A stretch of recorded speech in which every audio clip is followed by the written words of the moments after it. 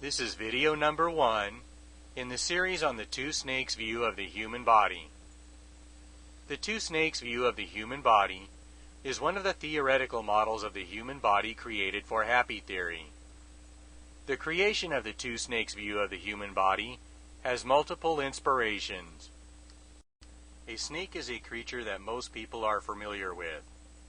Most people know what a snake looks like, and they are familiar with the distinctive way that a snake moves. If someone is told that some part of the human body behaves like a snake, most people will be able to visualize what that would look like using their own personal experience with snakes. Another inspiration for the creation of the two snakes view of the human body is that the snake is found in the works of most human cultures. Almost all human cultures have legends, stories, and fables that are either focused on or include the behaviors or qualities of a snake.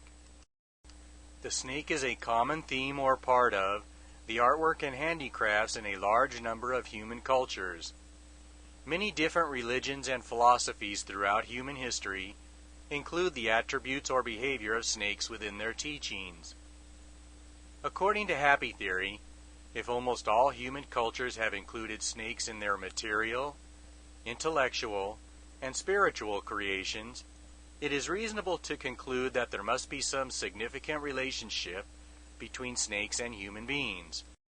According to Happeh Theory, that significant relationship is that the human body, at a deep level, behaves like two large snakes. One implication of that idea is that the movements of the human body can be described in terms of the movements of two large snakes. Instead of describing the movement of the human body by describing the individual movements of the head, the torso, the arms, and the legs, the movement of the human body can be described in terms of the reactions of the arms, the legs, the torso, and the head to the movements that the two large snakes make. A familiar way to visualize how this works would be to think of the arms, the head, the legs, and the torso of a human being as some clothes covering the two snakes underneath them. Clothes do not move by themselves. Clothes only move as a reaction to the movement of the body underneath them. In the two snakes view of the human body, the arms, the legs, the head, and the torso of a human being are treated as if the only movements they make are a reaction to the movements of the two snakes underneath them. The arms, the legs, the torso, and the head make no independent movements of their own. For the purposes of Happeh Theory, the two snakes within the human body are treated as if they have different configurations. The slight differences between each configuration allow them to better model a particular aspect of the two snakes view of the human body. The first configuration of the two snakes within the human body is shown in this picture. The lower part of each snake is positioned on the inside part of the leg. The remainder of the body of the snake travels straight upwards, which places the head of the snake on the head of the human body. The second configuration of the two snakes view of the human body can be considered a modification of the first configuration of the two snakes view of the human body. The snakes are approximately centered on the same location of the human body in both configurations. The shape of the snakes, though, are distinctly different in each configuration. The second configuration of the two snakes view of the human body is created from snakes whose bodies form a circle by holding their tails in their mouths. The circular object in this picture, with a graphic on it showing a snake-like creature with its tail in its mouth, will represent a snake. Two of the circular snake objects, one approximately centered on each side of the torso, create the second configuration of the two snakes view of the human body.